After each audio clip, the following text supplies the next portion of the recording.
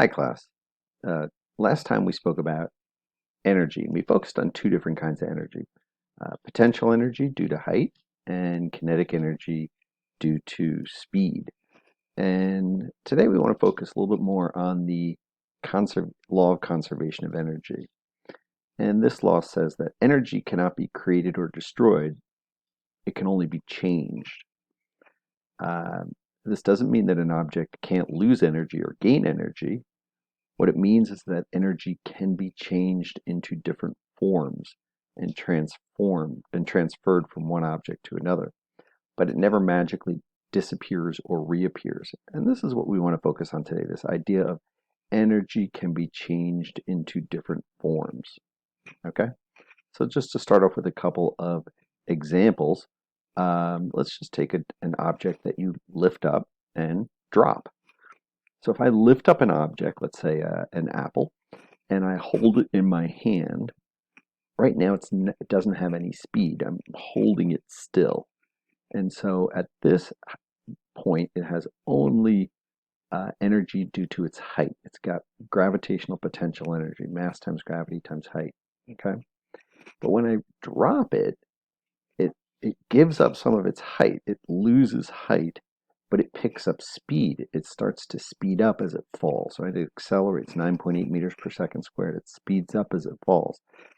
And so let's say halfway down to the ground, it still has some height. It's got less height, a little lowercase h, so it still has mass times gravity times height, but less height. But it also has some energy due to speed now. It's got some kinetic energy. So in the middle of its fall, it would have a combination of gravitational potential energy, some gravitational potential energy, less than it had at the beginning, but it still has some gravitational potential energy due to its height. But now it has some kinetic energy due to speed.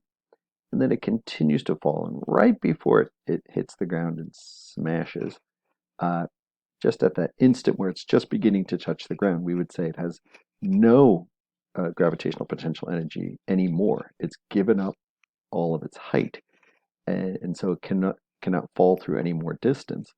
But it has kinetic energy now.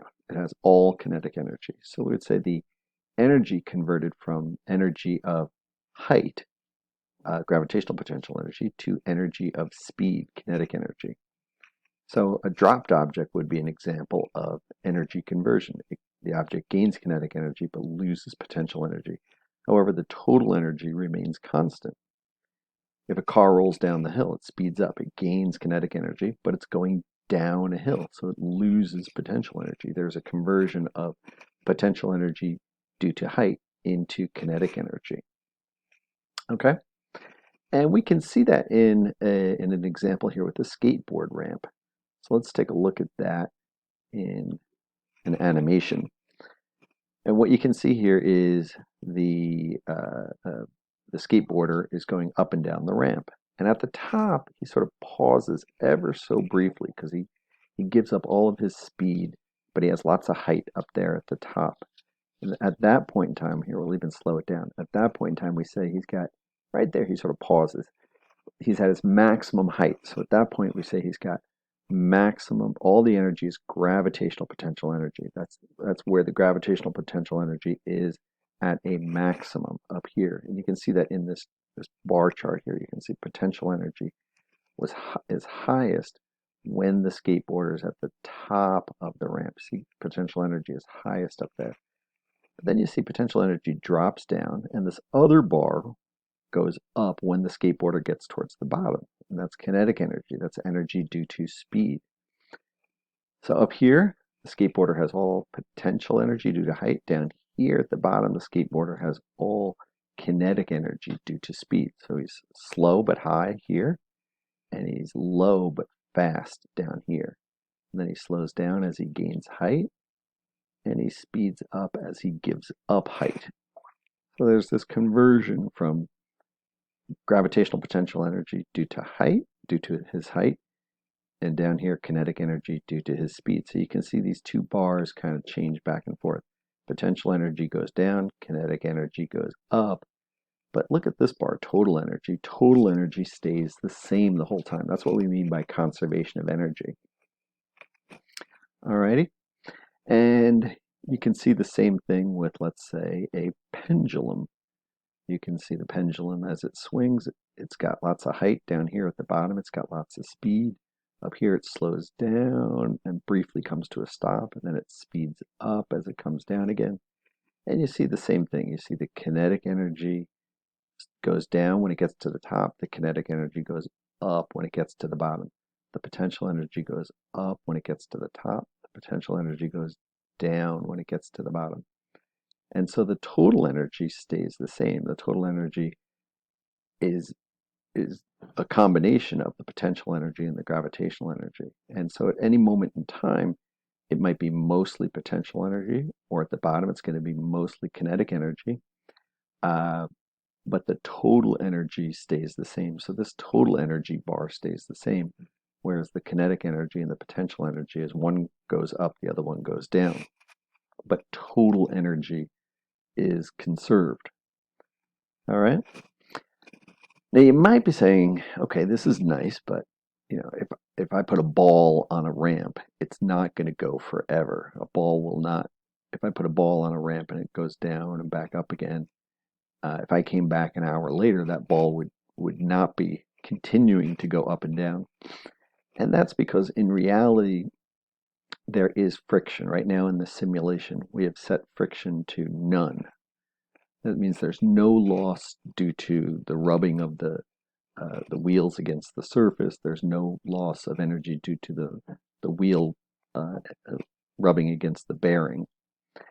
And so if we add a little bit of friction, let's look what happens here. We're just going to add a little bit of friction.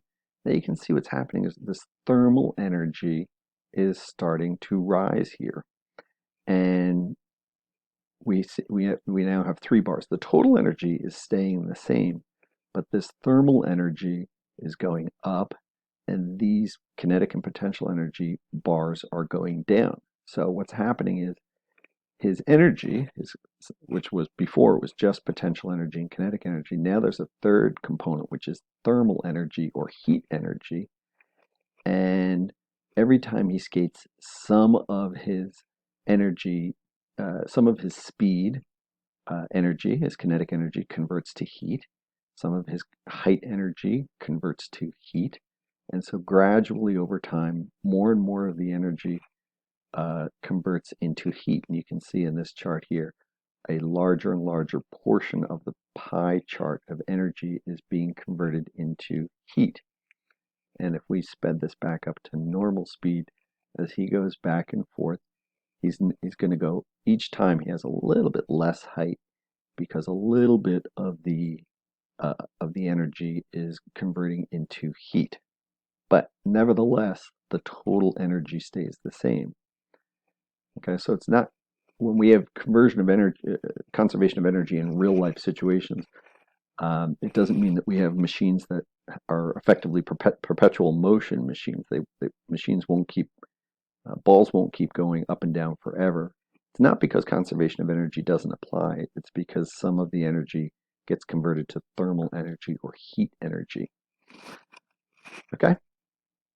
And just to highlight that idea of thermal energy, here's a little video of a brake pad. So when you drive a car, Depth of the pad entirely. Brake rotors and pads. turn that off. Okay, so you can see this is a car. This thing here is a brake pad, and you can see this is a thermal image camera. So anything that's kind of bright in color is a little on the hot side. And what you can see here is as the driver puts his foot on the brake, this pad pushes against this disc, and the energy that the car had as kinetic energy goes into thermal energy. Okay, so you can see here the brake pad actually gets hot and the brake disc gets hot. So when you drive a car and you push your foot on the brakes to stop the car, all that kinetic energy is now converted into thermal energy or energy of heat. Okay, but that's just an example of if you're saying, well, where does the energy go? Where does the kinetic energy go when you stop a car, a moving car? Well, it goes into heat, and you can see that in this picture. Okay. And then lastly, I just wanted to show one last video, just another idea of conversion of energy. In this case, the conversion. Sorry about that. In this case, this is simply like a pile driver, a fence post driver. You can see the guy is putting a fence post in, and now he's basically gonna lift up a weight, giving it gravitational potential energy, and then they're gonna drop the weight, and boom, and it pushes it into the ground. So we have a weight that they lift up, giving it gravitational potential energy. They drop it, it then has kinetic energy, and then that kinetic energy is used to drive the fence post into the ground.